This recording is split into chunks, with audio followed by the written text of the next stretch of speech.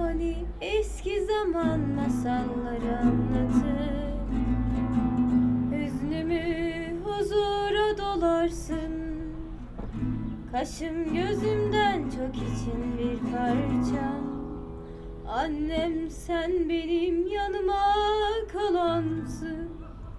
Hani bir biblon vardı kırdım, üstüne ne kırgınlıklar yaşadım. Ama bil ki ben de parçalandım. Annem ben senin yanına kalanım. Anne